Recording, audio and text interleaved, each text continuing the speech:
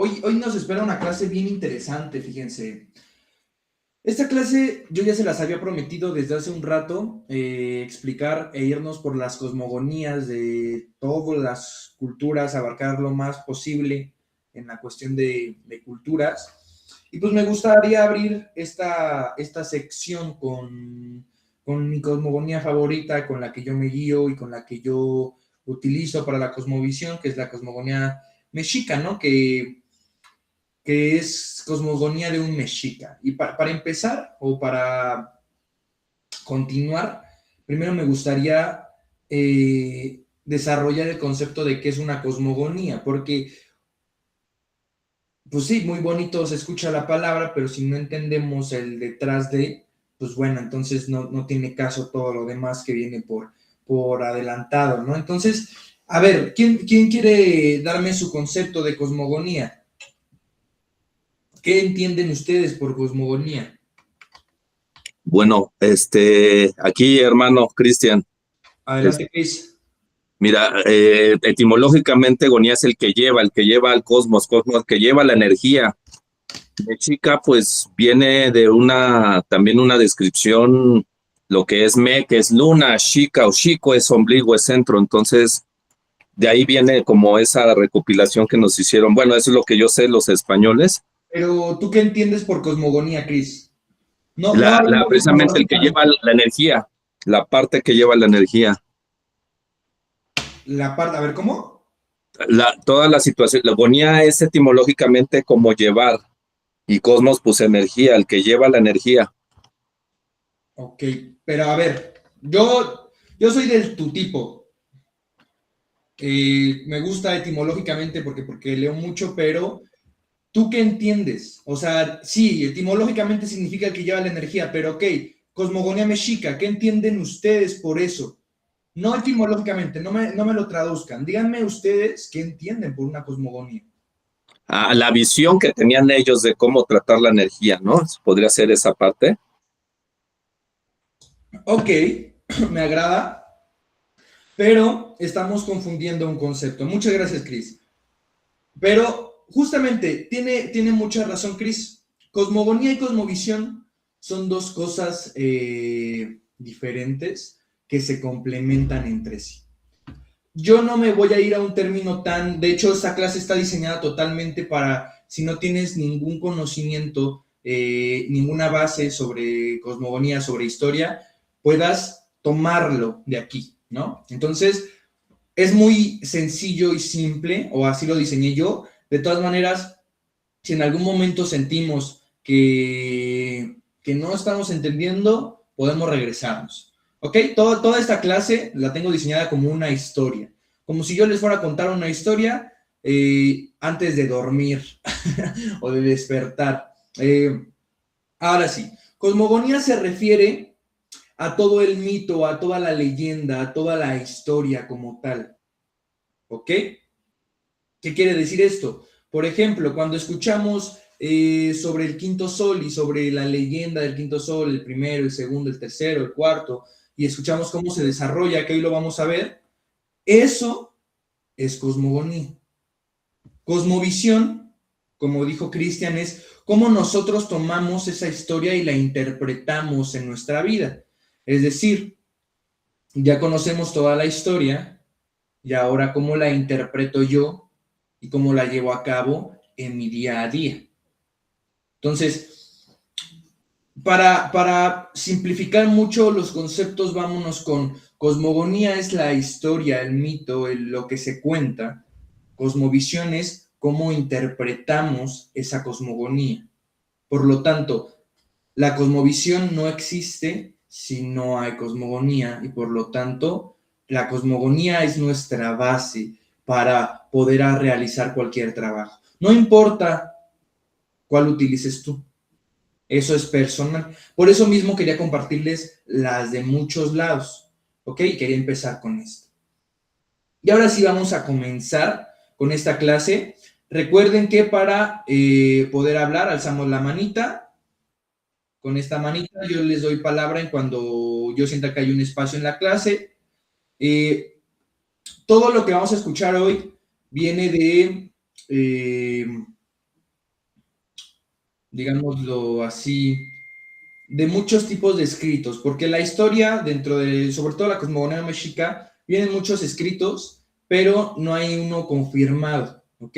Se interpreta en varios, pero hay muchas cosas en las que coinciden, hay muchas cosas en las que no coinciden. En lo que yo me baso, pues bueno, ya es en un estudio un poco más profundo de el que hace la UNAM, entonces, pues ya yo ahí estudié, pero aparte, en la tradición en la que trabajé, pues bueno, también se cuentan esas historias. Lamentablemente, pues no está confirmado por ninguna asociación o como lo quieran ver, pero pues coincide totalmente con lo que dice la UNAM, con lo que dicen varios estudios. Entonces, no se preocupen.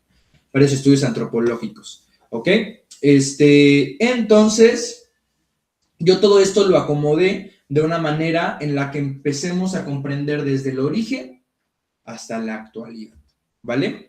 No se preocupen, yo les voy a contar esta historia de la manera más sencilla para que nosotros podamos, pues, ¿cómo decirlo? Podamos, pues no comprender, sino para que no se nos haga pensado y podamos disfrutar, ¿ok? Entonces, lo que sigue, ahora sí, pues es una sola historia, ¿ok? Contada desde antes de que hubiera un mundo hasta el día de hoy, ¿va? Entonces,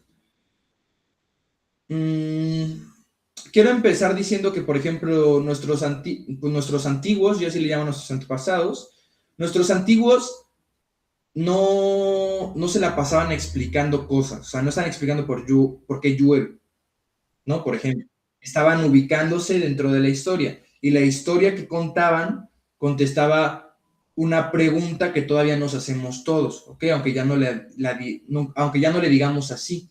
Y es, ¿en dónde estoy parado? ¿En qué momento de la historia estoy parado? ¿Y en qué momento? Porque hoy vamos a contarles la historia de principio al fin y al final de esta clase quiero que quede contestada esta pregunta, ¿ok? ¿Dónde estoy parado y en qué momento? Acuérdense bien de estas dos preguntas, ¿vale? Entonces, ahora sí, vamos a comenzar. Ya mucho show. Recuerden esta pregunta, ¿dónde estoy parado y en qué momento?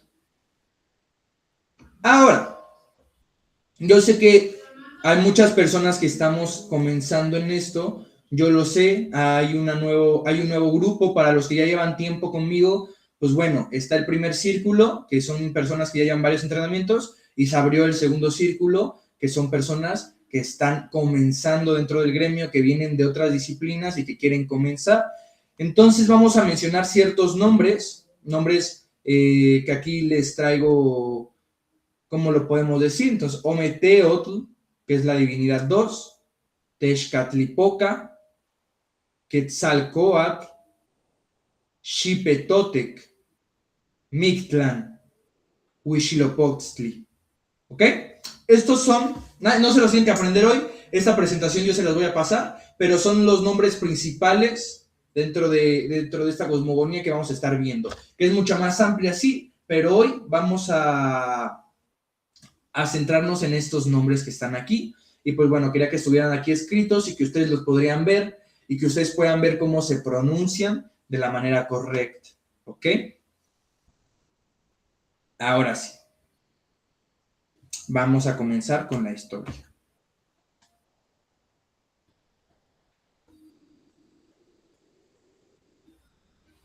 Ahora sí. Déjenme tomar una agüita.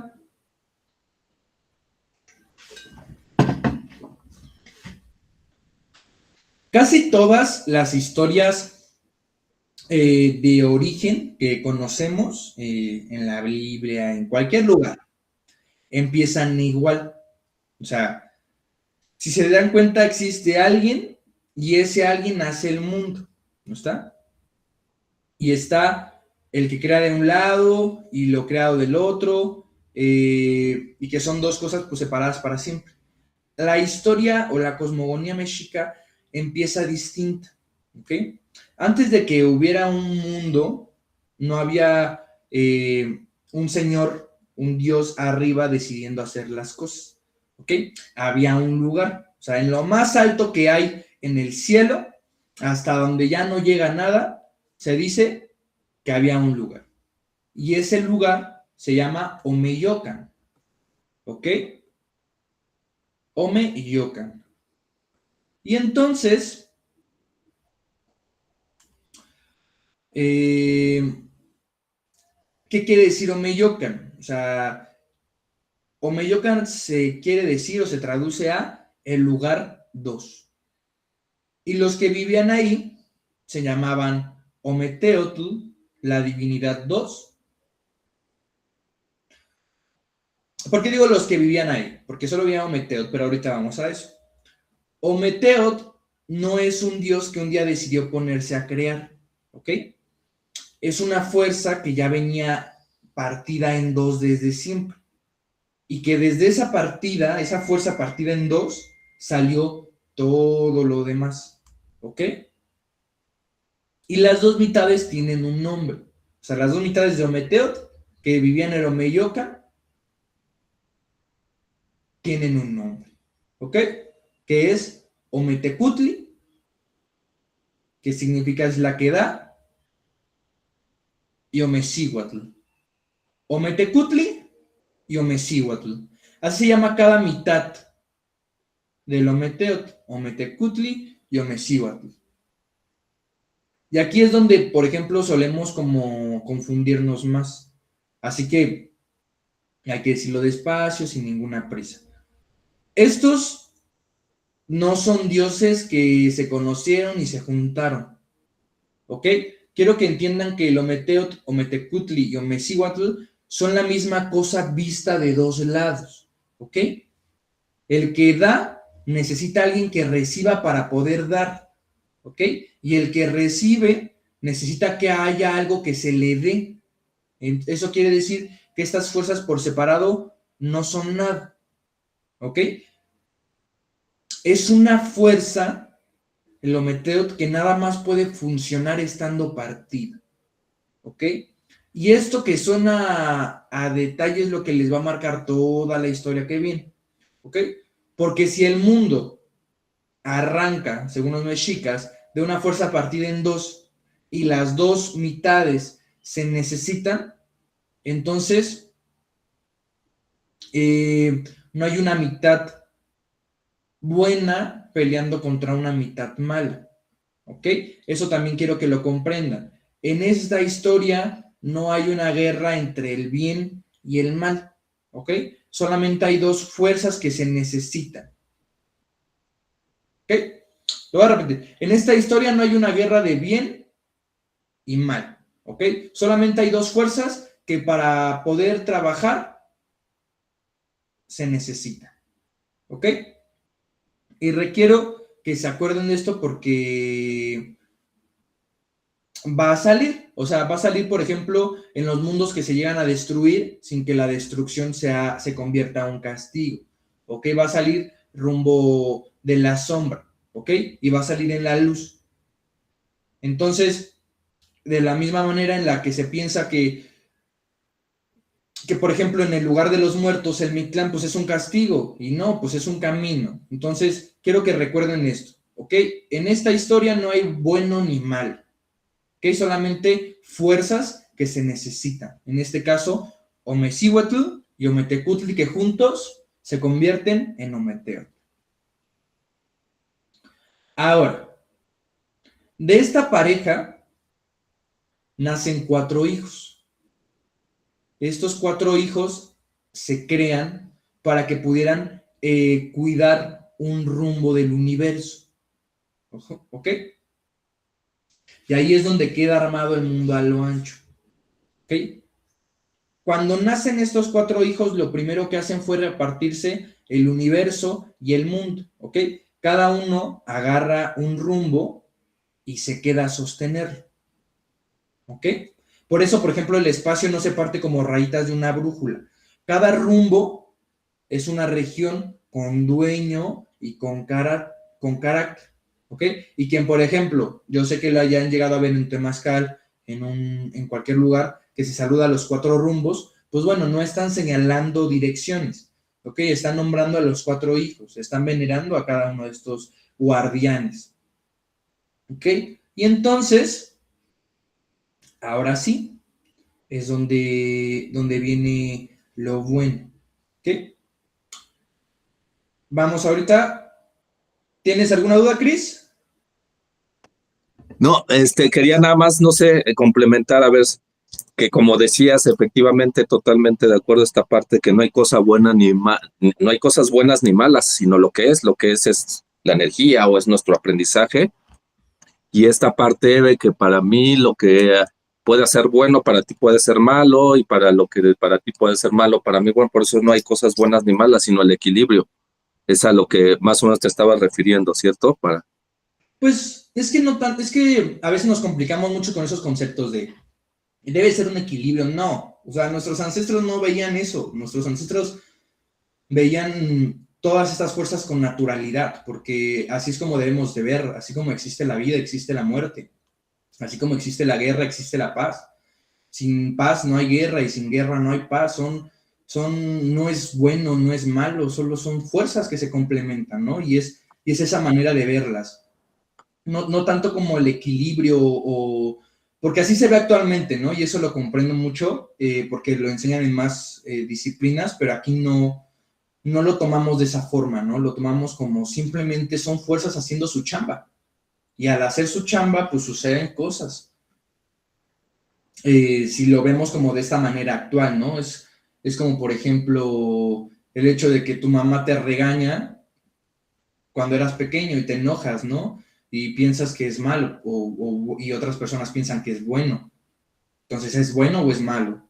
Pues no, simplemente es una madre que está criando a su hijo. Si lo que hizo, la manera en que lo hizo es bueno o malo, eso es un tema más de juicio y más de ego que de otra cosa, justamente.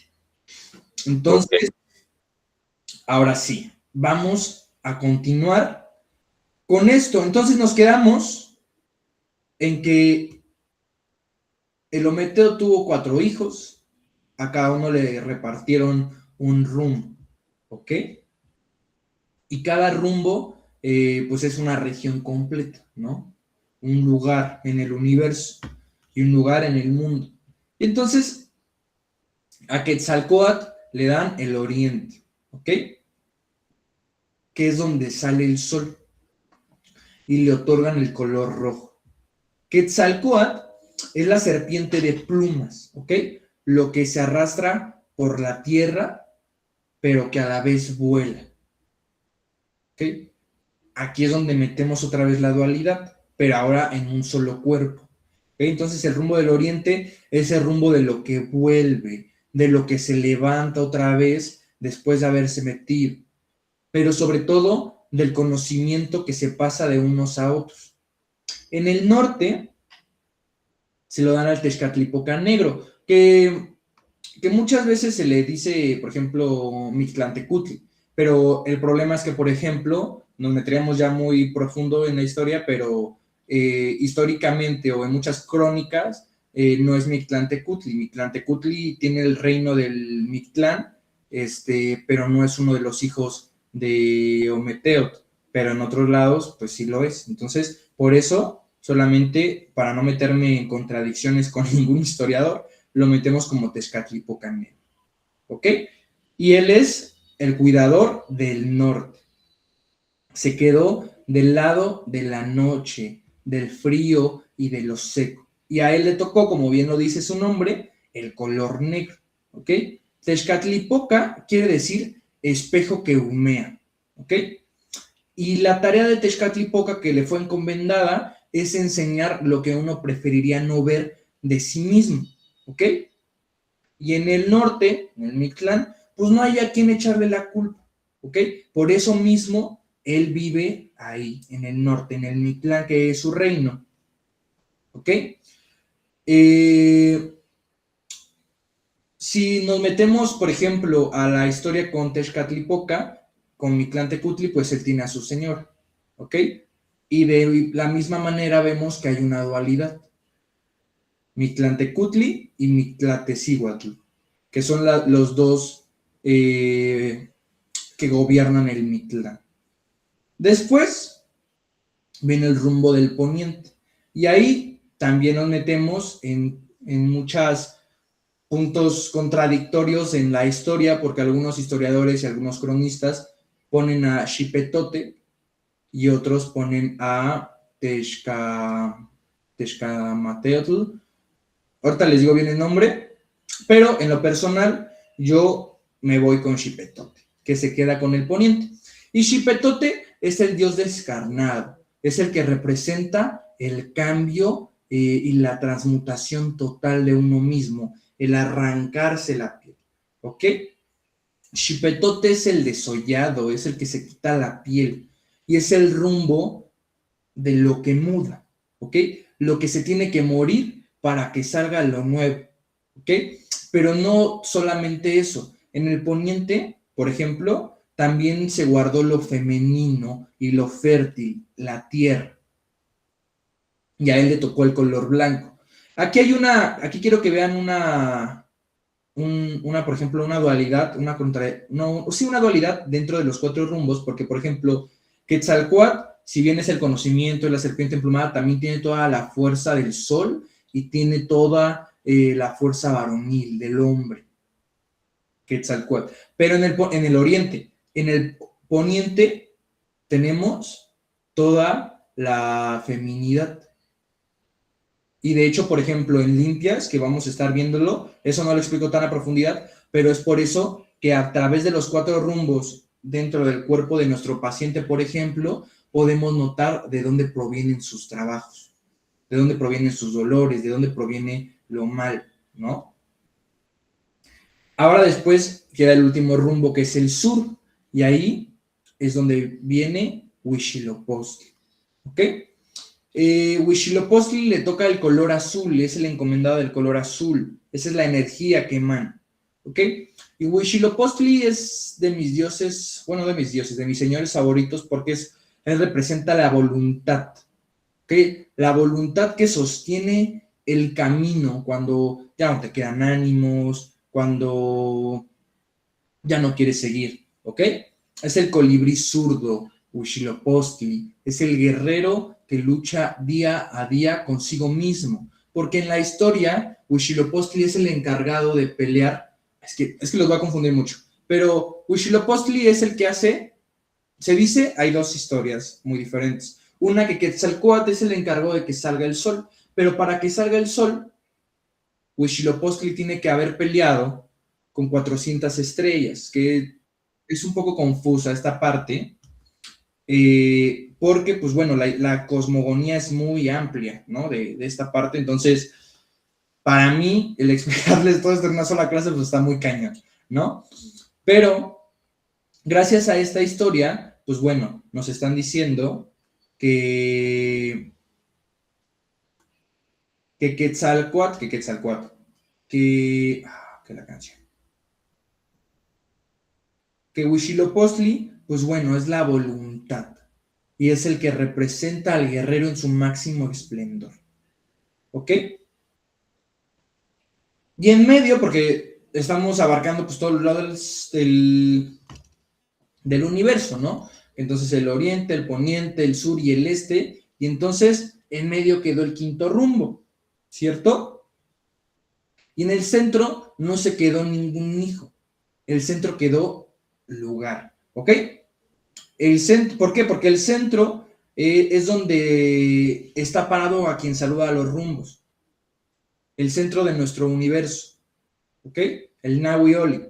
Y ese centro es el que hace que los otros 4 rumbos existan, ¿ok?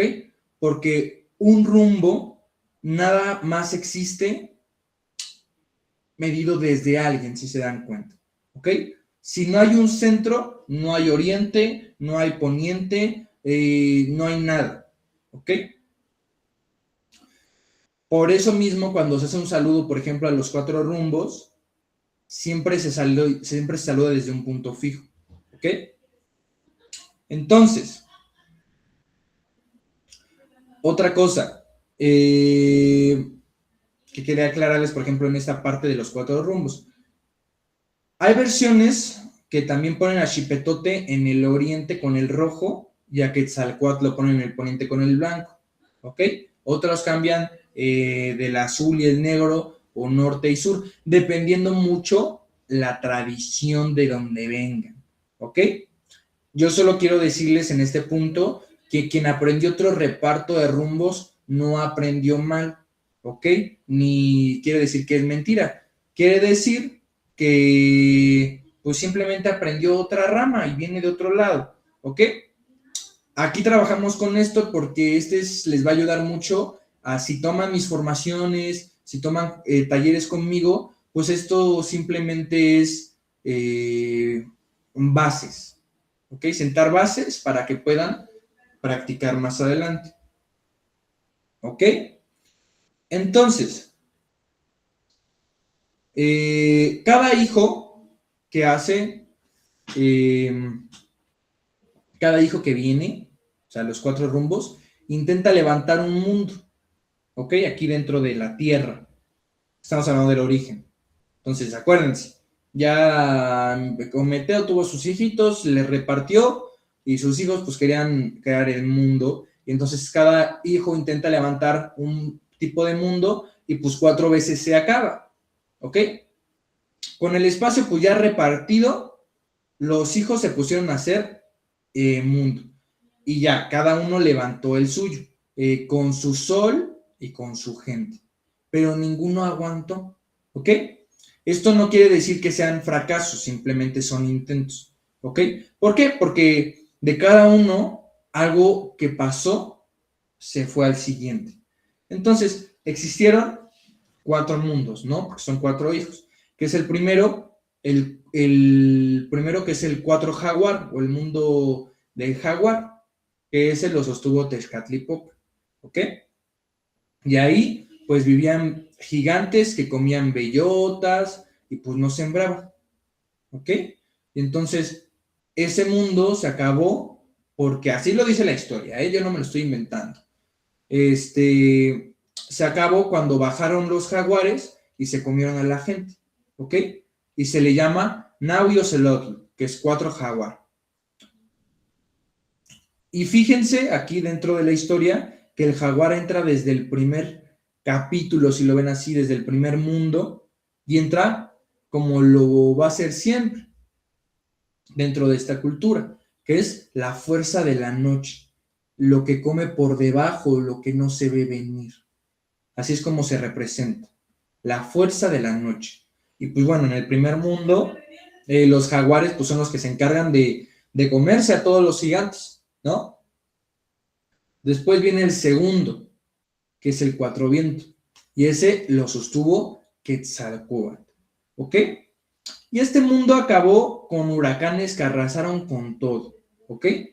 Pero la gente de ese mundo no desapareció, ¿ok? Los que, les digo, así viene la historia, porque a veces es como, oye, está media fumada, sí, está un poco fumada, pero así es la historia. Se dice que la gente no desapareció o no desapareció por completo la gente, y los que aguantaron se quedaron convertidos en monos y se fueron a vivir a los árboles, ¿ok? Y ese se llama Nahui Ejecatl, que es 4 viento, ¿ok? Y aquí, en este segundo mundo, aparece algo que se va a repetir hasta el final, ¿ok? Que lo que queda a medias no se borra, sino cambia de forma, se transforma. Y ahorita vamos a hacer un análisis muy padre de esto. Después viene el tercero, que es el 4 lluvia. Y este lo sostuvo Tlaloc, ¿ok? ¿Por qué? Porque Tlaloc es el que mata en el agua. Y entonces era un mundo lleno de agua, donde mandaba el agua, y del cielo empezó a caer lluvia de fuego, ¿ok? Y los que alcanzaron a escapar de su gente quedaron convertidos en ave, ¿ok? Y este mundo, el tercero, se llama Nahui Kiahuitl. Nahui Kiahuitl, 4 lluvia. Y después viene el cuarto mundo, ¿ok? que lo sostuvo la de Falda de Jade, que es una señora dentro de la cultura importante, ¿no? A Tlaloc no lo introduje porque pues ya todos conocemos a Tlaloc de cierta manera, pero pues después viene Chalchihuitlicue. Chalchihuitlicue, sí, Chalchihuitlicue es la de la Falda de Jade, ¿ok? Entonces, el agua, aquí empezó a llover fuego, ¿no? Y después de eso, el agua tapó el mundo entero, ¿ok? Hasta los cerros tapó, según la historia. Y los que se quedaron se volvieron peces. Y ese mundo se llamó Nahuatl, ¿ok? 4 aguas. Y con eso se cerró la cuenta, ¿ok? ¿Por qué? Porque fueron comidos, arrasados, quemados, ahogados, ¿ok? 4 maneras de acabarse el mundo y una por cada rumbo. Y después de la cuarta, o sea, después de que todo quedó hundido, todo quedó a oscuras. ¿Ok? Ahora, a mí me gusta mucho como esta historia de los cuatro soles, porque así se le denomina, porque yo me pongo a analizar de una manera un poquito ya no tan, ¿cómo decirlo? Pues sí, ya no tan de tradición y, por ejemplo, a compararlo en mi día a día.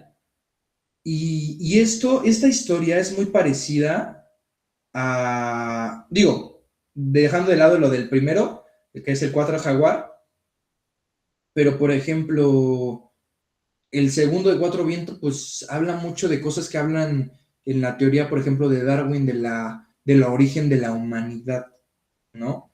Por ejemplo, el 4 lluvia, por lo mismo. O sea, en México cayó fuego, cayeron meteoritos, ¿no? Por ejemplo. Entonces, tiene mucho que ver.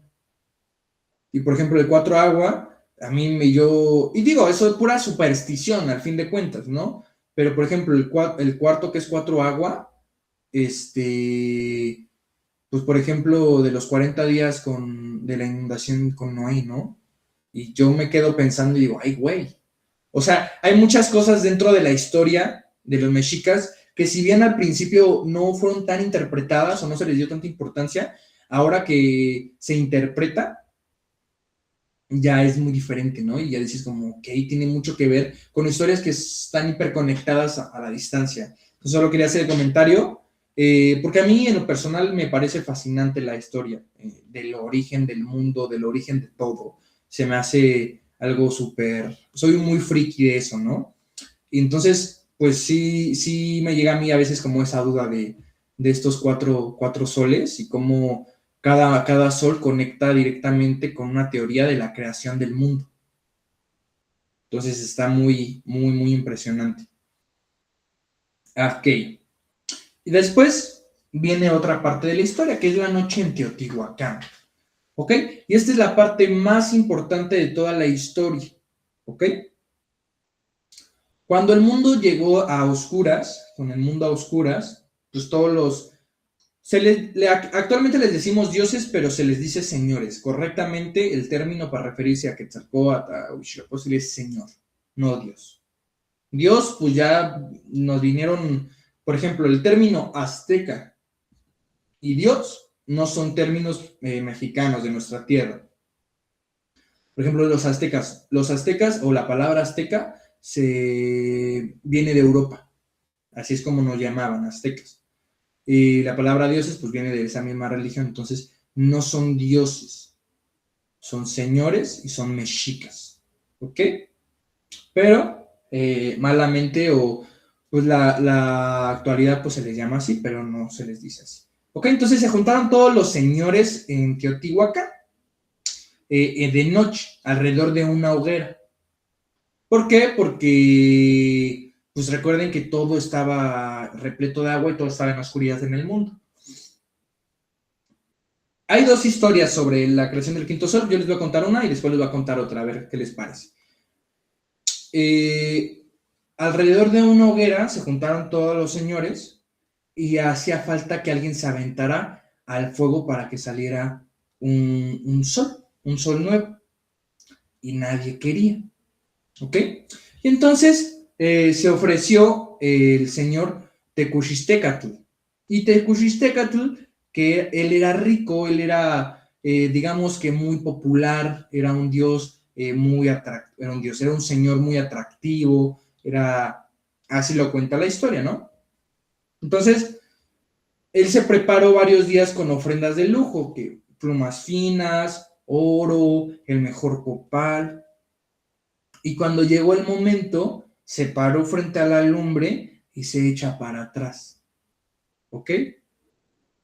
Entonces, hace que para aventarse y se detiene.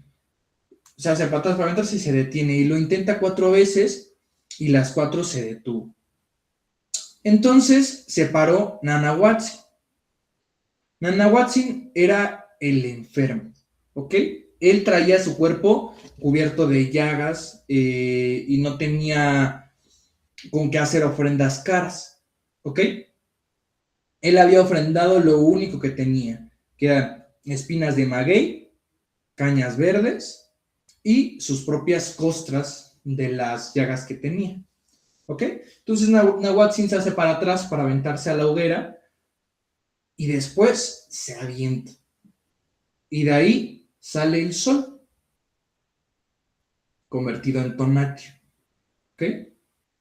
Y detrás de Nanahuatzin sale Tecuchistecatl, que al ver que el otro, humillado, con su ego destrozado, porque al ver que el pobre, el enfermo, sí tuvo el valor para aventarse, se echó también, ¿ok?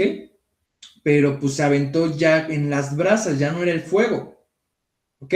Hay 2 leyendas, que salieron 2 soles y los dioses para apagar, los señores para apagar, porque no podía haber 2 soles, aventaron un conejo y la apagaron, y la otra parte de nuestra historia nos dice que como había brasas, se alumbró mucho menos y quedó la luna, ¿ok? Y bueno, ahí no queda toda la historia, aún faltaba algo. El sol estaba en el cielo, pero no se movía, ¿ok? Y un sol parado quema todo, ¿ok? Y para que caminara, se tuvo que haber dado más. Y esta vez tuvieron que poner eso que faltaba, los demás dioses que estaban ahí, ¿ok? ¿Qué quiere decir esto? ¿O cuál es el aprendizaje? Que el mundo en el que vivimos costó que alguien se aventara al fuego, ¿ok? O sea, no nos lo dieron gratis, que por eso se pide que nosotros sostengamos el movimiento, ¿ok? Y por eso de ahí nace la idea de que el mundo se sostiene con ofrenda, ¿ok? Y también nace de una historia donde el que da el paso, pues no es el rico, no es el popular, sino, y tampoco es el fuerte, ¿no? El valiente, sino el enfermo, que no tenía nada. Ahora, ese sol es el quinto sol, es el de ahorita. Y ese sol se llama Nahui Olin. 4 movimientos, ¿ok? Que también es el que utilizamos para saludar nuestro centro. Porque nosotros somos el centro de nuestro universo. Y no solo eso, sino sin movimiento, pues no vivimos. Entonces, su final anunciado de este quinto sol, o cuando va a acabar, son los temblores. Se supone que nosotros estamos destinados, este quinto sol, o esta quinta etapa del mundo, si así la quieren ver, según los mexicas, se va a acabar con los temblores. ¿Ok? Por eso cuando la Tierra se mueve, se lee como un aviso. ¿Ok? Ahora, Nahui Olin no es nada más el nombre de la era, ¿ok? También es el nombre de un calendario, que es el 4 movimiento, es una fecha. ¿Ok? Entonces, de un momentito. Entonces, está muy interesante, bueno, yo lo veo así, porque, por ejemplo, hay otra historia que se cuenta del origen del quinto sol, que es que Quetzalcóatl baja hasta el Mictlán, hasta el 9º nivel. El Mictlán está hecho por 9 niveles. Baja hasta el 9º nivel y le roba los huesos a Mictlantecutli, ¿no? Y entonces lo combina con su sangre y de ahí da paso a la nueva humanidad. Esa es otra crónica que se cuenta del quinto sol, pero esta es la más popular y la más adaptada, ¿ok? De cómo se da el quinto sol. Entonces, solamente quiero ubicarlos un poquito. El mundo quedó de 3 pisos, digámoslo de alguna manera. Por eso es que muchas veces, en muchos de mis trabajos, veo que hablo del inframundo, del cielo y del plano terrenal. ¿Ok? ¿Por qué? Porque ya había sol, había rumbos, pero no hemos hablado tanto de lo alto. ¿Ok? Entonces, arriba de la tierra, ya cuando se creó el mundo, arriba de la tierra, quedaron 13 cielos. ¿Ok? Empezaron 9 pasos, o sea, 9 pisos o 9 cielos, y en medio queda el Tlaltipac, ¿ok? Que quiere decir sobre la tierra. Tlaltipac es el único nivel donde hay cuerpo físico, ¿ok? Y es el único nivel donde se puede hacer algo, donde nosotros podemos presenciar algo. Por eso es importante mencionar, ¿ok? Y hay 13 niveles, ¿ok? Que son por capas. Por ejemplo, el primer nivel es donde está la luna, las nubes, las estrellas, donde camina el sol, ¿no? Y arriba de esos vienen unos que ya no se ven. No me voy a complicar tanto con esto. Solo quiero decirles que hasta arriba, en el 13º, que es, adivinen cómo se llama, es el Omeyocan, ¿ok? Que es de donde viene todo, donde empezó todo y donde vive la pareja del principio, que es el Ometeotl, que se divide en 2 fuerzas, ¿ok? Entonces, yo les voy a decir cómo se llama cada uno y tal, solamente quiero que comprendamos la estructura por la cual está construido nuestro universo según los mexicas, ¿ok? Porque abajo del Omeyocan, que es el 13º cielo, es hasta arriba, digamos, ahora sí que es lo máximo, está el 12º nivel, que ahí es donde viven todos los señores, o sea, ahí es donde se encuentran conviviendo todos los señores que estuvimos manejando aquí, ¿ok? Hay algunos que se supone que están escondidos y otros que están en otros lados, pero los que, digámoslo así, se llaman chido, ahí viven, ¿ok? Ahora, con el mundo ya de pie, ya con todo el movimiento, con el Now y Olin, pues faltaba quien lo caminara, ¿ok? Y es cuando aparece la gente, que también es cuando habla de Quetzalcóatl bajando al 9º nivel y dando paso a una nueva humanidad, ¿ok? Y pues bueno, dentro de la cultura hablamos de que el ser humano es ser humano porque está hecho de 3 fuerzas. Cada uno tiene su lugar y su trabajo. Estas las vamos a ver mucho mejor en el tercer nivel de la formación de chamanismo, que es nahualismo. Okay, ahí vamos a ver mucho esto. Pero pues quiero mencionarlas un poquito. Primero es el tonali. Estas son las 3 fuerzas que componen al ser humano. El tonali, que se asienta aquí en la coronilla, ay, y es el calor. Ay, bueno, es que ya no tenía mucha historia. Que es el calor, ¿sí? Que es la fuerza, ¿ok? Y esta fuerza es con la que uno ya viene armado desde que nació. ¿Okay? El tonali se puede perder, esa fuerza se puede perder, por ejemplo, con un susto fuerte, con un golpe, la famosísima mollera, por ejemplo, ¿no? Tonal, nuestra fuerza vital. Después, la otra fuerza que nos sostiene es el Teyolia, que vive en nuestro corazón. Yo voy a quitar esta presentación.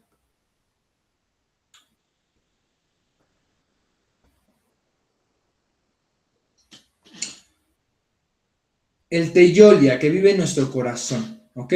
Y se asienta en nuestro pecho.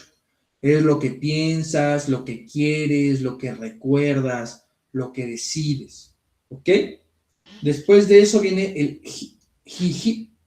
Ijiotl. Ijiotl está en el hígado. Se asienta justamente abajo de las costillas, ¿ok? Y este es el aliento y la pasión, ¿ok? Es nuestra fuerza, digámoslo de alguna manera, ¿ok? Aquí es donde se mueve todo nuestro deseo, todo nuestro coraje, ¿ok? Y cuando alguien trae descompuesto uno de estos tres, pues se descompensa y se desequilibra. Aquí sí es donde entra, por ejemplo, el equilibrio. Y de ahí, por ejemplo, sale la razón de ser de las limpias, porque las limpias, antes de que fueran limpias como los conocemos ahora, pues bueno, solamente se limpiaban esos tres puntos. Después existieron los cuellos, que son un buen de puntos energéticos, pero eso ya es otro rollo, ¿no? Ahora, ya para terminar la actividad de hoy, bueno, que ni tanto actividad, pero pues es parte como de la historia que quería compartirles. Eh,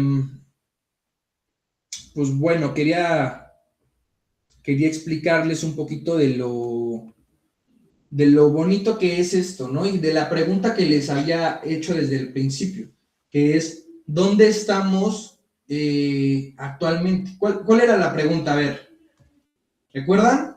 ¿Quién me la dice? Sí, ¿dónde estoy parado y en qué momento? Ok, ¿y crees que ahora me la podrías contestar, Chris? Eh, ¿Dónde estoy parado precisamente en este momento que es mi presente? Ok, pero según la clase, Según la clase. o sea, según todo lo que vimos, ¿dónde estás parado? ¿En qué momento? ¿Dónde estoy parado? En mi dualidad, puede ser. ¿En qué Ok, momento? ¿En qué momento? En el momento no hay ni pasado ni futuro, sino el presente. ok. A ver, alguien más que me ayude a ver, yo los pongo, yo los paso, no se preocupen. A ver, Yolanda Uco, ¿puedes hablar?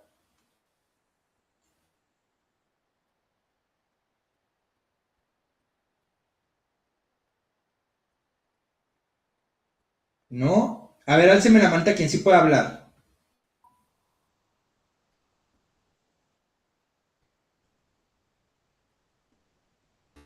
No escucho nada. Ah, no escucho nada, dice Yolanda. A ver, chicos. A ver, Blanca Estela, ¿puedes hablar?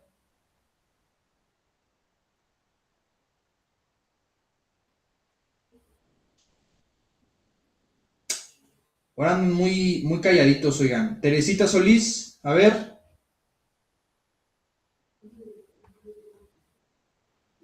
Hola, estoy escuchando la clase y la pregunta que hiciste es dónde estamos parados y en qué momento, ¿verdad? Entonces por lo que dices de la clase, yo pienso que estamos eh, aprendiendo la historia de cuando empezó el mundo. Estamos parados en ese momento, ¿no? ¿Sí Ok. voy bien o no? No sé, pues eso es interpretación. Yo les voy a dar mi interpretación. Yo lo que siempre digo es, pues no hay nada correcto ni malo, todo es interpretación. Pero tú prosigue, o sea, tú dime qué sientes, o sea, qué estás parada, en qué momento, según la cosmovisión, ya les di la cosmogonía, Es como, ¿no? Ahora a ustedes les toca la parte y el ejercicio de la cosmovisión. cosmovisión. La cosmovisión es lo que interpretamos, De ¿verdad? la historia, sí.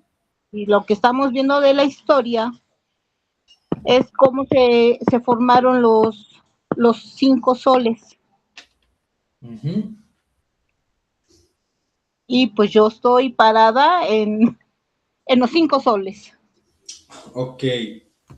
Bueno, les voy a dar mi interpretación. Está muy bien. ¿En dónde estoy parado y en qué momento? ¿Cierto? A ver, yo lo veo así. No sé, ustedes me pueden decir que estoy mal o que estoy bien. Pero ¿en qué momento estoy parado? Estoy parado en el quinto sol. ¿En qué momento? En el momento del quinto sol. ¿En dónde estoy parado? Ya vimos que hay un inframundo, el Omeyocan, que es el cielo, y que estamos en la tierra, ¿no? Y que todo se maneja por 4 rumbos, pero que no existe nada de eso si no estoy yo en el centro. Entonces, yo lo veo de esta manera, ¿en dónde estoy parado? Estoy parado en mi centro, en el centro de mi universo. ¿En qué momento? En el momento del quinto sol. Es como yo lo veo. No quería que como que que la reflexionaran tanto, ¿no? A lo mejor ya así pareció. Adelante, Cris. Entonces, esta parte es, yo soy el quinto sol con lo que está diciendo, yo soy el quinto elemento, entonces. Sería esa parte del quinto elemento, yo soy el quinto elemento, como los elementales, sí, los elementales sería yo el quinto. Podemos interpretarlo así, como yo les digo. O sea, yo no te voy a decir que estás mal ni que estás bien. Pero justamente la historia nos dice que el centro somos nosotros. La quinta raza humana. La quinta raza humana, el quinto sol, nosotros somos el centro de todo. Ajá, sí, ya lo entendí, ya, perfecto. Y si nosotros no estamos en el centro, no existen los rumbos, ¿no? Entonces, de ahí es donde como proviene. Por eso quería como preguntarles esta, pero a lo mejor dirían por ahí, se marihuanearon mucho. No, como que no agarraron sí, no. Entonces, pero sí, justamente, ¿dónde estoy parado? Estoy parado en el centro. En el centro del Tonalpohualli, ¿no? Exacto, en el centro del universo. Ya, gracias. ¿En qué momento? En el quinto sol. Entonces, chicos, chicas, veo algunos nuevos, algunos antiguos, y pues bueno, quería hacerle la invitación. Yo ahorita todavía el siguiente domingo vamos a ver Mandrágora, ¿ok? Vamos a tener una masterclass de Mandrágora. Son 2 clases en total, más un manual de cuidados y usos de la mandrágora. Va a tener un valor de 400 pesos. La primera sesión es abierta, como siempre, ustedes lo saben. La siguiente sesión ya tiene valor, pero también se les añade un PDF de 100 hojas aproximadamente sobre cuidados, rituales, usos de la mandrágora, ¿ok? Va a estar muy interesante. La mandrágora es mi planta favorita por defecto, hasta la tengo aquí tatuada, y es un clásico dentro del gremio. Que de hecho nuestro logo está inspirado en la mandrágora. Y pues bueno, ¿se van a vender mandrágoras? Sí, sí se van a vender mandrágoras, pero van a estar sujetas a disponibilidad. ¿Qué quiere decir esto? Es, como son complicadas, requiero que ustedes me digan desde ahorita para que yo los vaya considerando, de que Samuel va a querer 2 mandrágoras, Samuel va a querer 3, para que yo los apunte y cuando haga el pedido los pueda meter, porque si ustedes me lo piden después ya de la segunda clase, pues ya no, y no tengo, pues se van a quedar sin mandrágora. La mandrágora va a estar ritualizada. ¿Qué quiere decir esto? Que yo la voy a trabajar directamente y la voy a lunar para que ustedes puedan hacer el trabajo de la segunda clase de mandrágora. ¿Cuál va a ser este trabajo? Va a ser cómo crear un clon energético de nosotros en una mandrágora. Esta, en mi interpretación, bueno, no en mi interpretación, en mi percepción es uno de los rituales de protección más fuertes. Porque si a ti te hacen un daño, si a ti te hacen un trabajo, y te cae a ti, todo eso lo absorbe la mandrágora, lo transmuta y se nutre de eso. Entonces no hay daño que te puedan hacer a ti, a menos que lo hagan físico, pero pues es muy poco probable. Y pues bueno, la mandrágora ritualizada va a tener un valor de 350 pesos, pero es mandrágora real y es mandrágora ritualizada. Nos vamos a ver el siguiente domingo a la 1 p.m. Sí, el siguiente domingo a la 1 p.m. a esta misma hora. Y pues bueno, vamos a estar viendo sus usos, vamos a estar viendo su origen, vamos a estar charlando un poquito de la mandrágora.